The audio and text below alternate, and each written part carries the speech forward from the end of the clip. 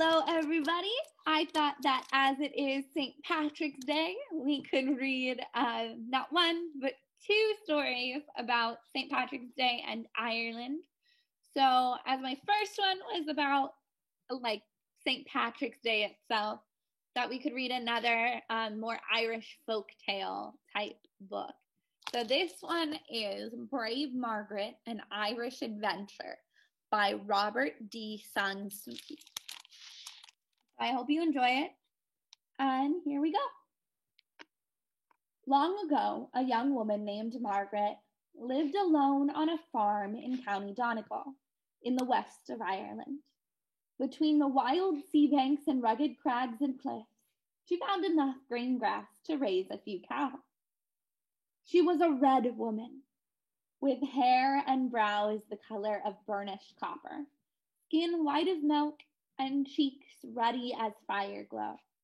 She was wise as well as hard-working, and could cast a spear or a herring net with equal skill. She lived comfortably enough, but she longed to learn what lay beyond the wide sea, or behind the crags and cliffs. One morning, Margaret rose, washed her hands and face, said her prayers, ate her food, and went to lead the cattle from their byre. To her surprise, she saw a gallant ship with lowered sails anchored in the cove below her farm.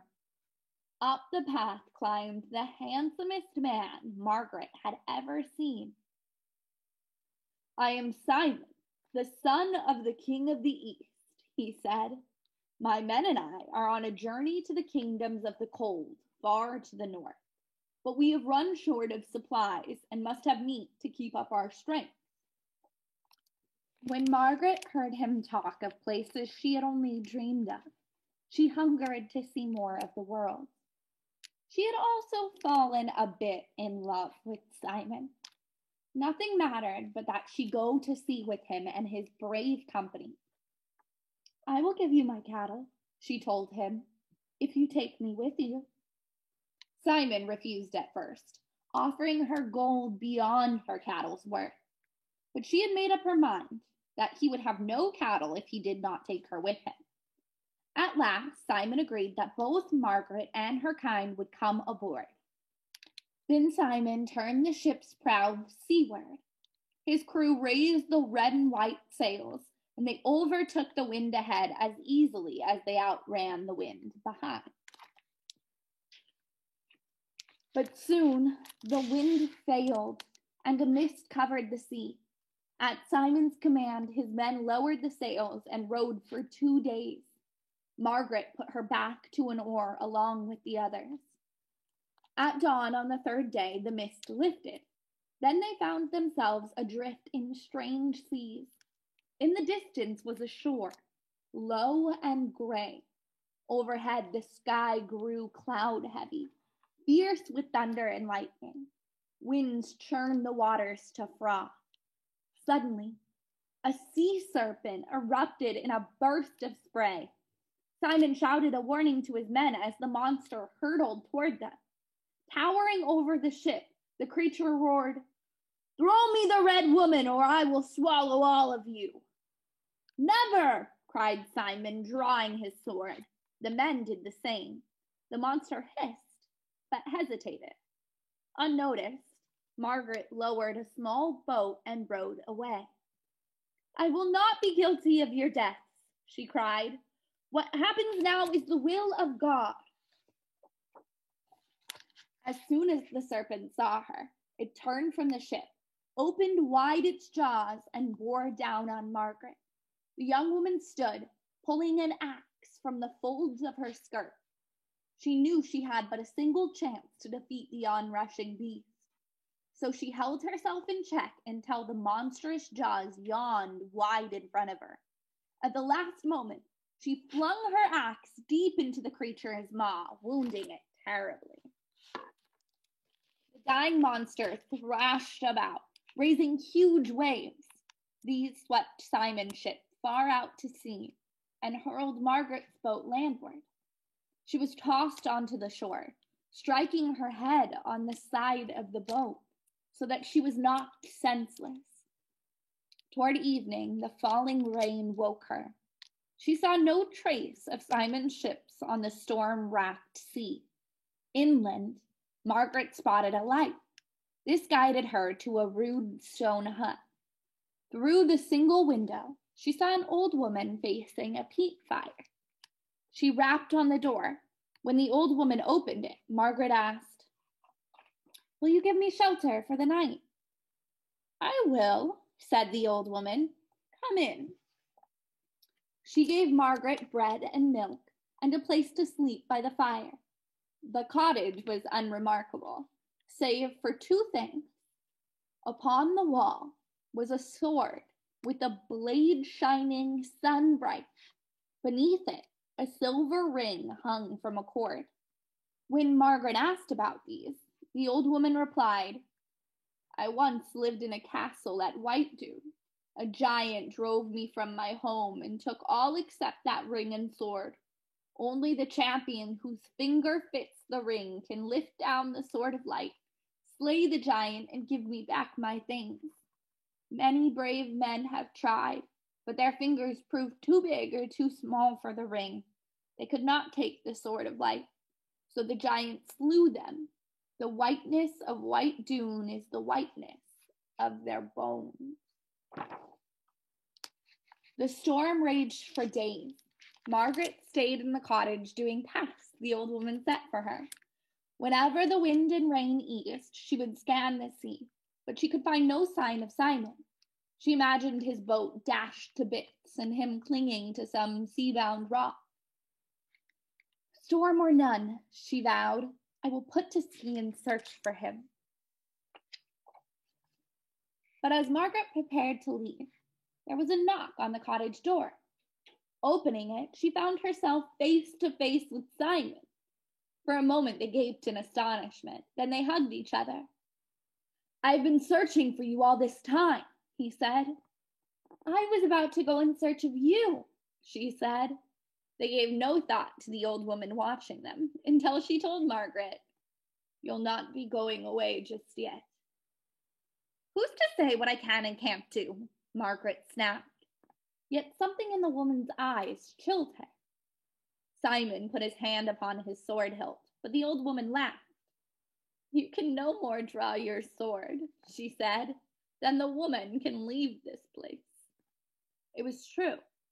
When Simon tried to draw his sword, his fingers grew numb, and his arm hung limply at his side. When Margaret tried to walk away, she found her feet frozen in place. They realized that the woman was a hag of sorcery. "What's your price to free us?" asked Simon.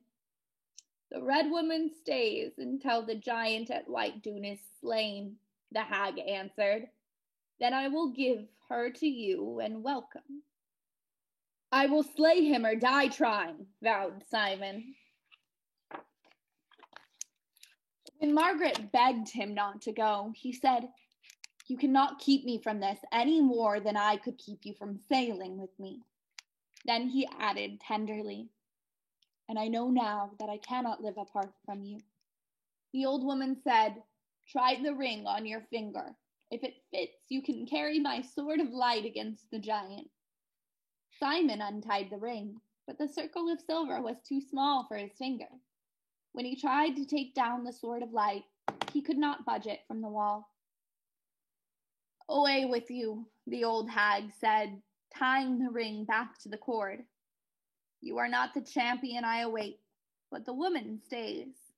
She will be the prize that draws a true champion."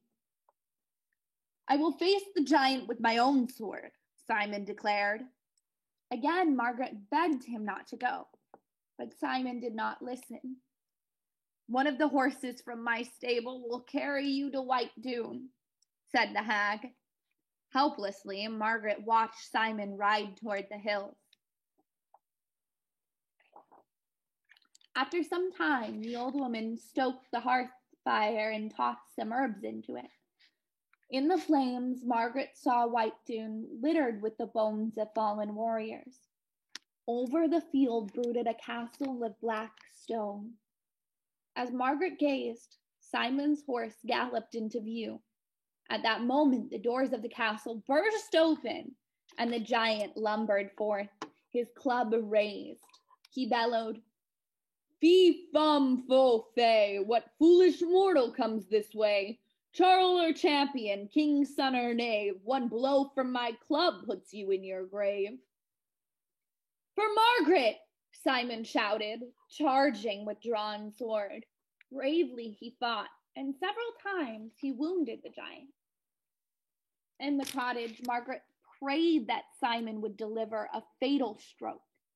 But in the end, the giant swung his club, and Simon sprawled lifeless in the dust.